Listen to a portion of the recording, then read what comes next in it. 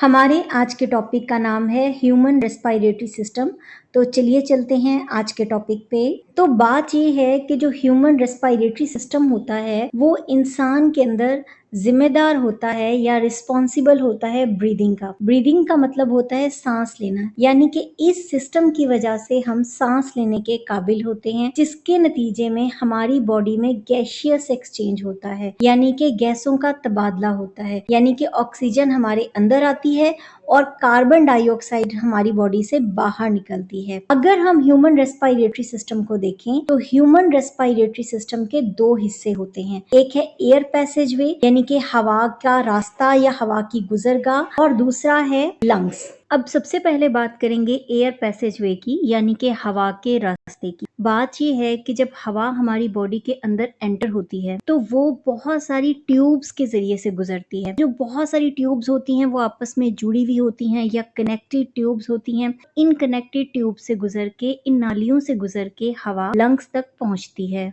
उसके बाद होता ये है कि लंग्स के अंदर गैसियस एक्सचेंज होता है, यानी कि गैसों का तबादला होता है। ऑक्सीजन ब्लड में जाती है और कार्बन डाइऑक्साइड ब्लड से निकल के लंग्स में मौजूद हवा के अंदर आ जाती है। उसके बाद जो हवा होती है वो लंग्स में से बाहर निकलती है इन्हीं कनेक्टेड ट्यूब्स के रास्ते, यानी कि कोई ट्यूब्स हैं जिनके जरिए हवा लंग्स में जाती है और लंग्स से फिर बाहर आती है। अब ये जो सारी की सारी ट्यूब्स होती हैं या नालियां होती हैं जो आपस में कनेक्टेड होती हैं, हम इनको कलेक्टिवली एयर पैसेज वे कहते हैं, यानी कि हवा का रास्ता। अब ये जो हवा का रास्ता होता है ये कुछ हिस्सों के ऊपर जो है वो मुश्तमिल होता है।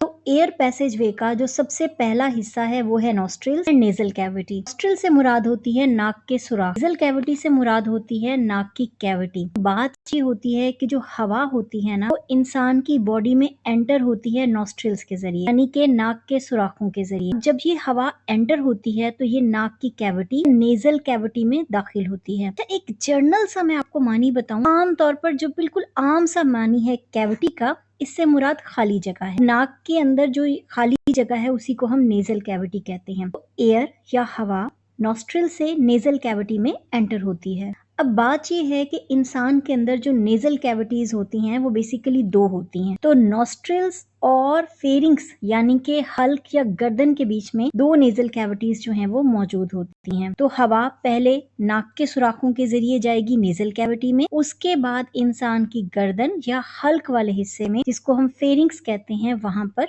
दाखिल होगी। अब यहाँ पर एक बहुत अहम सवाल पैदा होता है कि हमें सांस नाक से क्यों लेना चाहिए है। तो बात ये है कि नाक के जरिए सांस लेने के बहुत सारे फायदे होते हैं। देखिए, जो हमारे पास नेजल कैविटी होती है इसमें छोटे छोटे से बहुत बारीक बारीक बाल होते हैं। वो बाल क्या करते हैं कि जो हवा हमारी नाक के अंदर दाखिल होती है उस हवा में जो बड़े बड़े डस्ट पार्टिकल या आप समझ लें कि गंदगी के ज़रात होते हैं, तो ये बाल जो हैं उन बड़े बड़े डस्ट पार्टिकल्स को पकड़ लेते हैं या उनको ट्रैप कर लेते हैं। दूसरी बात ये होती है कि नेजल कैविटी की दीवारों में म्यूकस पैदा करने वाले सेल्स होते हैं जिनसे मुसलसल म्यूकस निकलता है। आप समझ लें एक चिपचिपा सा मवाद, आप समझ लें वो निकलता है। वो क्या करता है कि हवा में जो छोटे छोटे डस्ट पार्टिकल्स होते हैं वो उनको अपने साथ पकड़ लेता है या चिपका लेता है। नतीजा क्या होता है कि हवा साफ हो जाती है।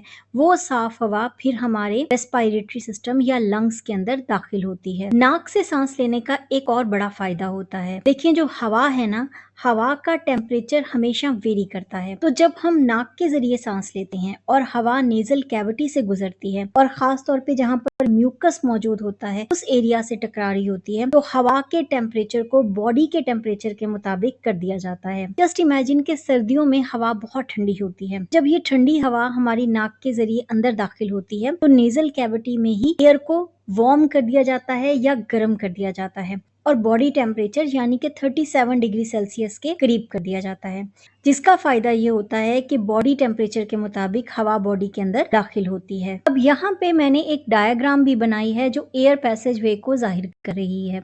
देखिए, एयर पैसेज वे में मैंने आपको बताया कि सबसे पहला जो हिस्सा है वो है नॉस्ट्रिल्स। ठीक है, यहाँ पे मैंने निशान लगाया है।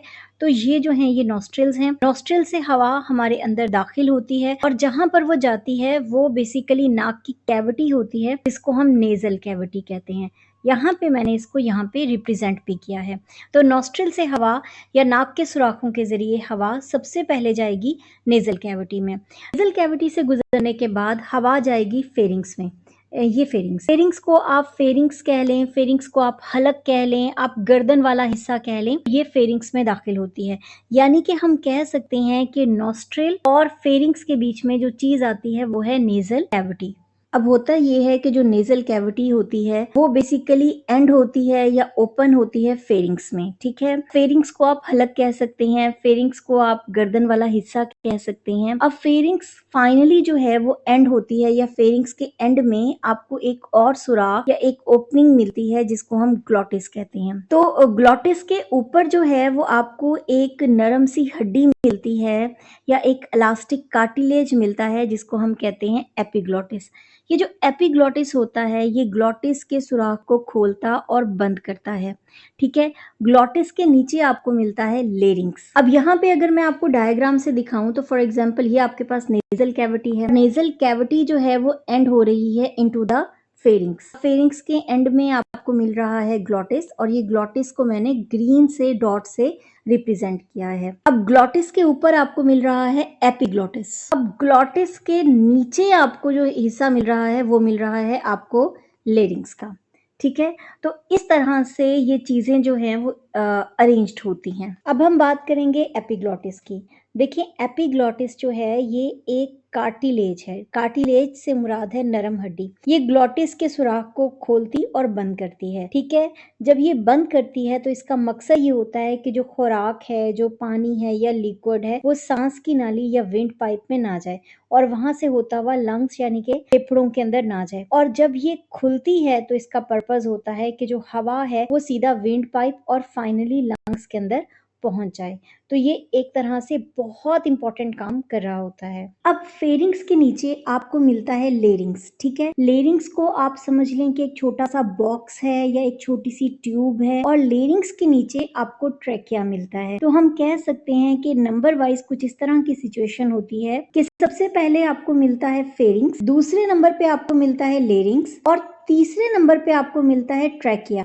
ट्रैकिया का मतलब आप समझे हवा की नाली या विंड पाइप। लेरिंग्स का एक और नाम भी होता है, लेरिंग्स को हम वॉइस बॉक्स भी कहते हैं, यानी कि आवाज पैदा करने वाला डब्बा। अब हम बात करेंगे कि लेरिंग्स को हम वॉइस बॉक्स क्यों कहते हैं। होता ये है कि जो लेरिंग्स की अंदर वाली दीवारें होती हैं उसके साथ दो फाइब्रस बैंड्स, ठीक है, इस तरह से दो फाइब्रस बैंड्स जो हैं वो अटैच होते हैं। अब ये जो फाइब्रस बैंड्स होते हैं इनको असल में हम कहते हैं वोकल कॉर्ड्स, क्योंकि ये जो वोकल कॉर्ड्स होते हैं ये मुसलसल वाइब्रेट करते रहते हैं। वाइब्रेशन का मैं आपको एक दफा फिर मानी समझा दूं। वाइब्रेशन से मुराद होती है बैक एंड फोर्थ मूवमेंट, इस तरह से, ठीक है।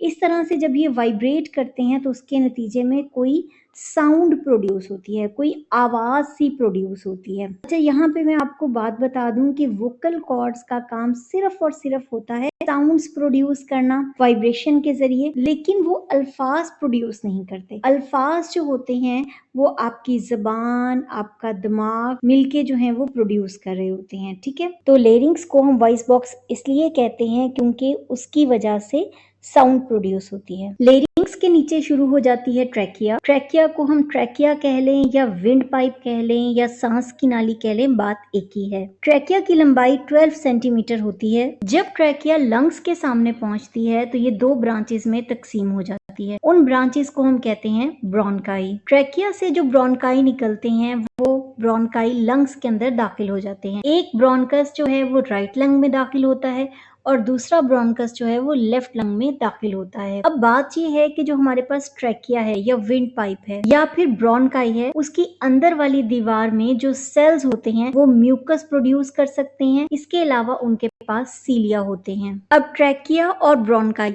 दोनों के पास म्यूकस वाले सेल्स का होना बहुत ज्यादा इंपॉर्टेंट है, क्योंकि जब हवा इनके अंदर से गुजरती है तो उसके अंदर जो डस्ट पार्टिकल्स होते हैं, बारीक बारीक से डस्ट पार्टिकल्स होते हैं या कोई जरासीम होते हैं या बैक्टीरिया होते हैं, वो म्यूकस के अंदर फंस जाते हैं या ट्रैप हो जाते हैं। उसके बाद काम शुरू होता है सीलिया का।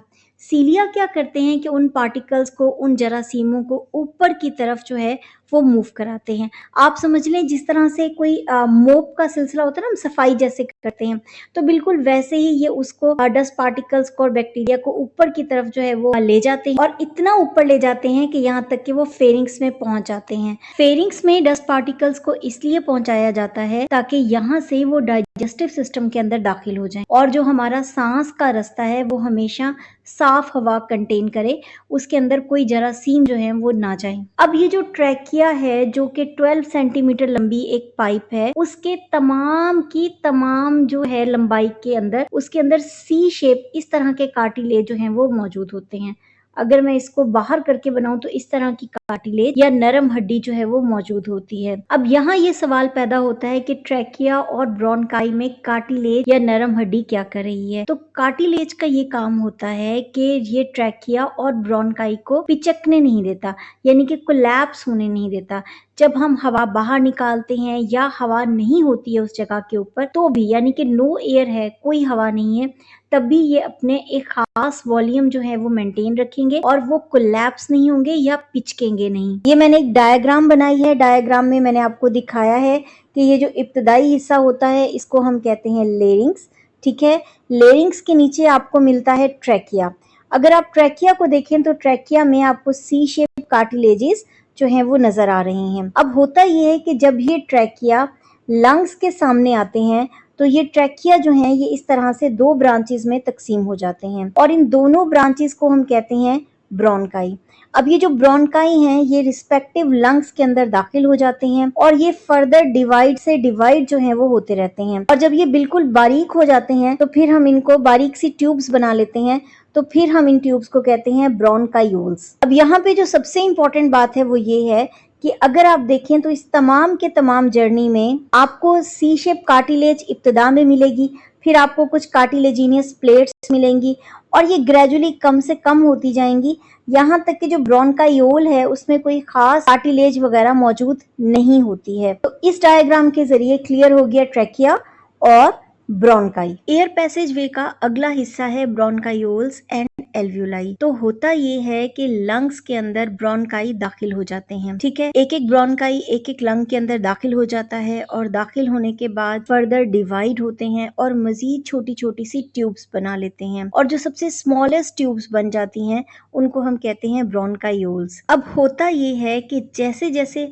ब्रांचिंग हो रही होती है, जैसे जैसे मजीद से मजीद छोटी छोटी शाखें बन रही होती हैं, तो जो कार्टिलेज होती है, जो नरम हड्डी होती है दीवारों के अंदर, इन छोटी छोटी ट्यूब्स की दीवारों के अंदर, वो कम होना शुरू हो जाती है, वो ग्रेजुअली कम से कम होती है। अब होता ये है कि कार्टिलेज कम होते होते जब सबसे बारीक वाली ब्रोंकायोल बन जाती है तो उसके अंदर बिल्कुल ही गायब हो जाती है। अब ये जो ब्रोंकायोल होती है ये ऐसी कोई बारीक सी ट्यूब होती है जिसके अंदर कोई हड्डी मौजूद नहीं है, नरम हड्डी या कार्टिलेज मौजूद नहीं है, और ये फाइनली एक और डक्ट में खुलती है जिसको हम एल्व्यूलर डक्ट कहते हैं। अब ये जो डक्ट होती है ना, ये आगे जाके ओपन होती है एक छोटी छोटी थैलियों के या थैलियां कह लें या आप पाउचेस कह लें, उसके गुच्छों के अंदर। और ये जो थैलियां सी होती हैं या जो पाउचेस होते हैं ये इंतहाई थिन वॉल्ड होते हैं, ये बिल्कुल इस तरह से जो है वो थिन वॉल्ड होते हैं। इनकी दीवारें सिंगल सेल्ड होती हैं, इंतहाई बारीक दीवारों वाले ये थैलियां होती हैं, और इन थैलियों को हम कहते हैं एल्व्यूलाई।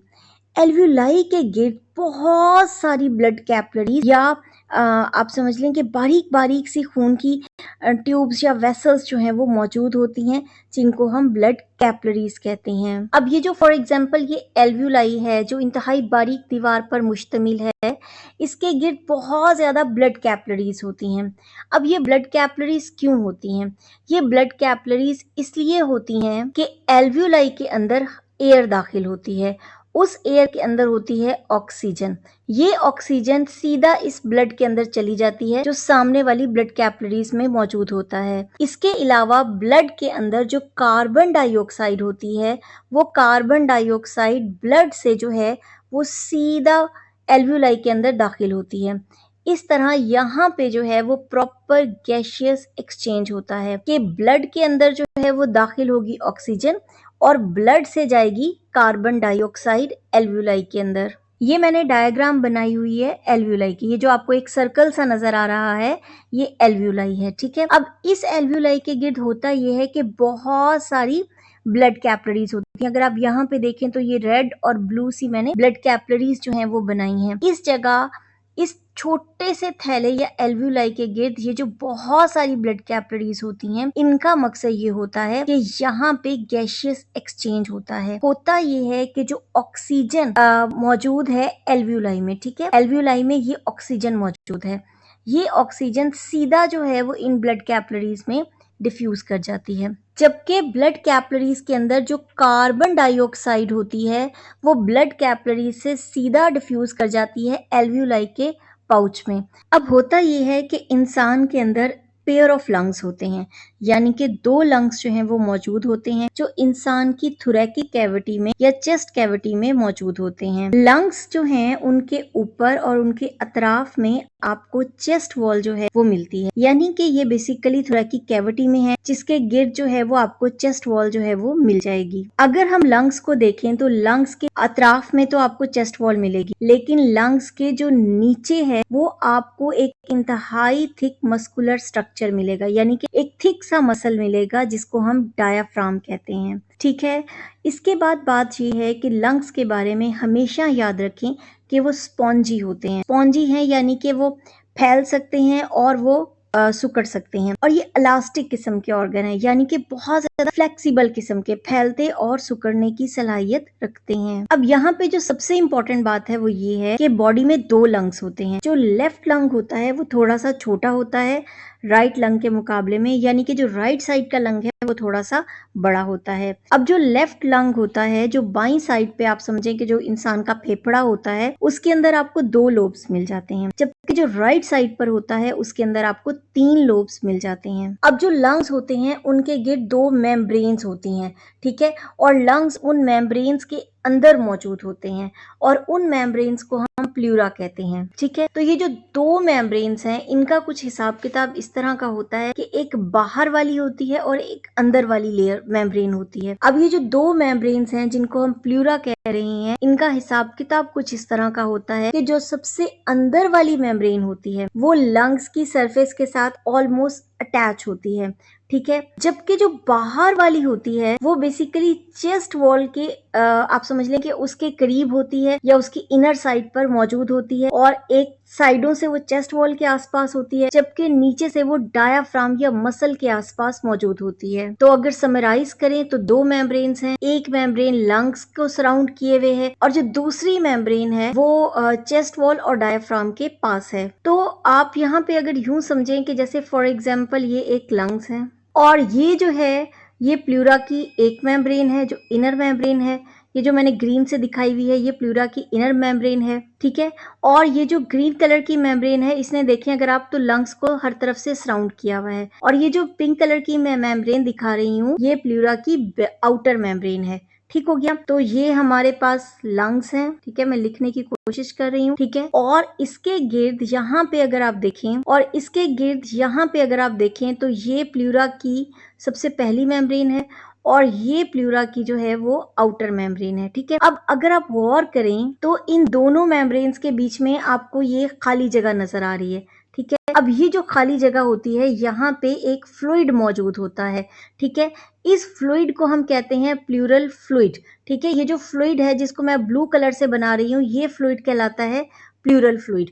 ये दोनों मेम्ब्रेन्स के बीच में मौजूद होता है। ये जो प्लूरल फ्लूइड होता है ये इसका मकसद ये होता है कि ये दोनों मेम्ब्रेन्स के बीच में जो फ्रिक्शन या रगड़ है उसको कम कर दे, क्योंकि देखिए ना लंग्स ने फैलना है और सुकड़ना है तो ये दोनों मेम्ब्रेन्स एक दूसरे से टकरा सकती हैं जिससे फ्रिक्शन या रगड़ पैदा हो सकती है। तो इस रगड़ को खत्म करने के लिए यहाँ पे जो है वो आपको ये फ्लूइड मिलता है जो इन मेम्ब्रेन्स को आपस में टकराने से जो है वो रोकता है, जिसका नतीजा क्या होता है कि किसी किस्म की कोई भी फ्रिक्शन जो है वो पैदा नहीं होती है, ठीक है। ये देखें इस तरह से ये फ्लूइड जो है ये सारी तरफ मौजूद होता है, ठीक हो गया। अब हम बात करेंगे ब्लड सर्कुलेशन इन लंग्स की, ठीक है। तो बात ये होती है कि देखें सारी की सारी जो बॉडी होती है ना वो अपना डीऑक्सीजनेटेड ब्लड यानी कि ऐसा ब्लड जिसमें कार्बन डाइऑक्साइड बहुत ज्यादा है वो हार्ट को भेजते हैं।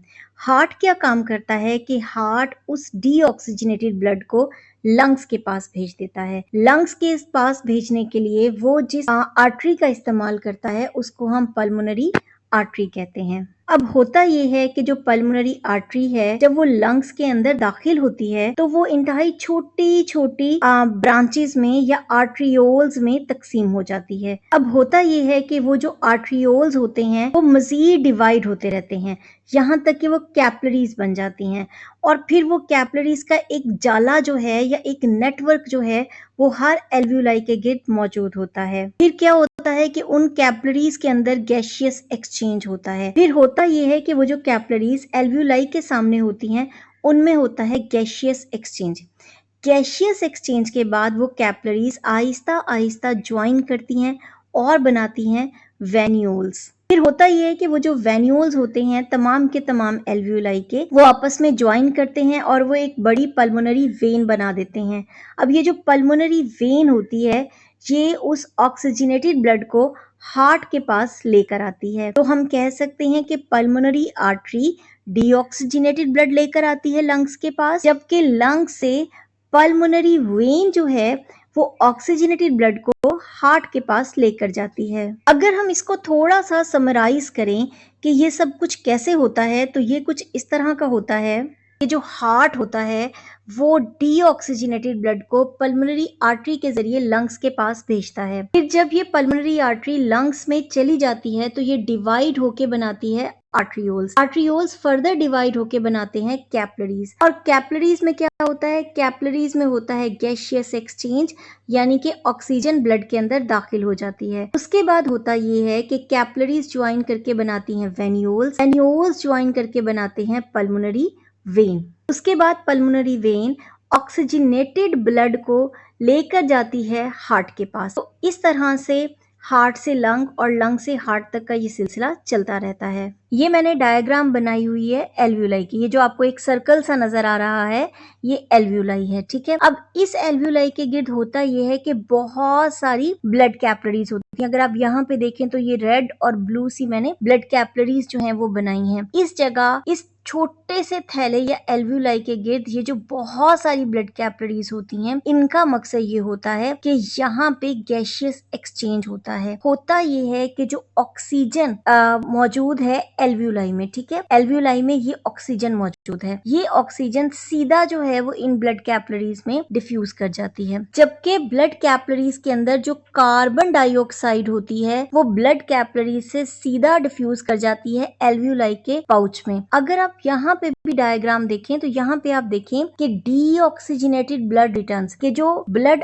आ रहा है एल्व्यूलाई में ये सीधा सीधा डीऑक्सीजनेटेड है, ठीक है। और ये एक आर्ट्रियोल के रास्ते जो है वो एल्व्यूलाई के अंदर दाखिल हो रहा है और ये डीऑक्सीजनेटेड है, यानी कि इसमें कार्बन डाइऑक्साइड है। अब जब ये एल्व्यूलाई के अंदर आया तो यहाँ पर गैसियस एक्सचेंज हुआ, कार्बन डाइऑक्साइड ले ली गई और ऑक्सीजन दे दी गई। नतीजा ये हुआ कि जो ब्लड बाहर निकल रहा है अगर आप उसको देखें तो वो ऑक्सीजनेटेड ब्लड रिटर्न्स है, ठीक है। ये देखें यहाँ पे अगर आप गौर करें तो ये जो कलर है ये कलर भी रेडिश है, ठीक है, यानी कि आने वाला ब्लड ब्लूइश सा था या उसमें कार्बन डाइऑक्साइड थी और गैसियस एक्सचेंज के बाद वो इस तरह से ब्लड कैपिलरीज का कलर रेडिश हो गया। तो ये जो कैपिलरीज हैं अब ये ऑक्सीजनेटेड ब्लड को कंटेन कर रही हैं। जब भी ये ऑक्सीजनेटेड ब्लड जो है वो रिटर्न हो रहा है और वापस हार्ट के पास जा रहा है। और अगर यहाँ पे देखें तो ये जो वेन्यूल है ये इस ऑक्सीजनेटेड ब्लड को हार्ट के पास ग्रेजुअली ले जाएगा। तो इस तरह से जो गैसियस एक्सचेंज होता है वो एल्व्यूलाई में